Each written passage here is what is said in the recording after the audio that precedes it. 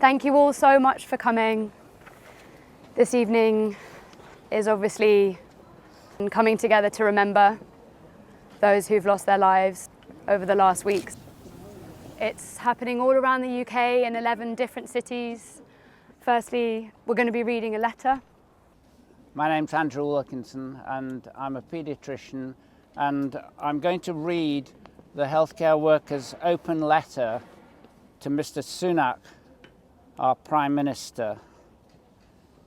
Dear Mr. Sunak, the constant stream of horrifying images from the Gaza Strip compels us as a coalition of non-partisan UK healthcare professionals and medical charities to write to you with one simple message.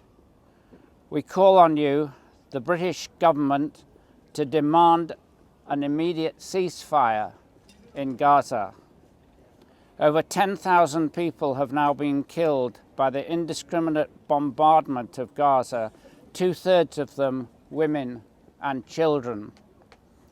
One child is killed and 2 children are being injured every 10 minutes in Gaza. Through its persistent attack on Palestinian healthcare, Israel is in breach of international law and endangering the health of 2.5 million people in Gaza. We stand in solidarity with our colleagues in Gaza who are crying out for international protection. They're overwhelmed, exhausted and scared, working in the most abject conditions.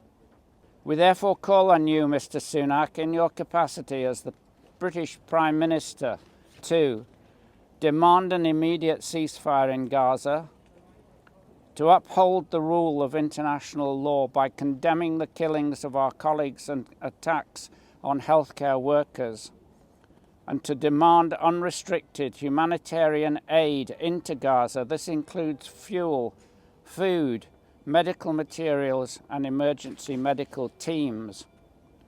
We urge you to show leadership in starting by demanding an immediate ceasefire. I am Brenda Kelly, an obstetrician.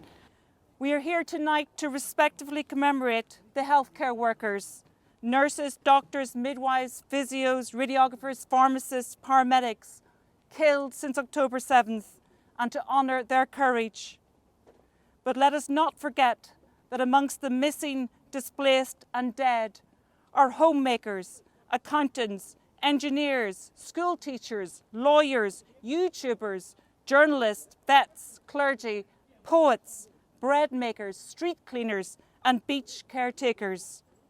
Amongst the missing, dead and displaced are thousands of children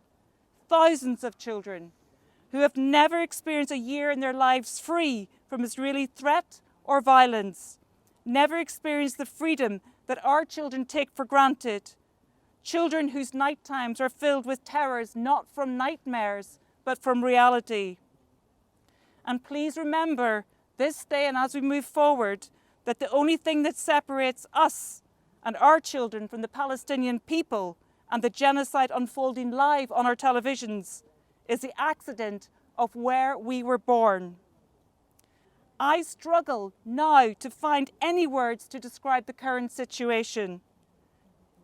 What is needed now, above all else, is for world leaders to find moral courage and integrity to reach beyond their profiteering from arms sales, their power, privilege and position, and to demand a ceasefire now.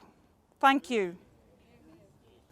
I'm Kate Wheeler, a paediatrician, and I too have visited Gaza and was there this time last year. I'm going to read some testimonials from healthcare workers that we've received, the Oxford group of medics, since the 7th of October. Improper surgical conditions, thousands of patients being treated on the floor, patients being treated while feeling every ounce of pain, burn patients without proper management, amputations without anaesthesia. This is horrifying, this is inhumane, and yet the bombing continues. A surgeon in Gaza. When will the international community take action to stop this massacre? Medical doctor, Gaza. What can I tell you about the injuries we're seeing? They're extremely severe. We start wishing for death for ourselves and the patients because it's more merciful. Surgeon, Gaza. I'm too tired to say anything. We're losing our minds by the minute. Our souls are smashed. Those who survived so far are barely alive, waiting to be the next. Physician, Gaza. We need the world to see the real scenes that no creature can bear. Paediatric intensive care doctor, Gaza. Do not forget the children, the elderly and the women of Gaza. Please don't let us down. Ceasefire now! Ceasefire now! Ceasefire now! It's going to be eye to the long game. The ceasefire isn't going to happen tomorrow.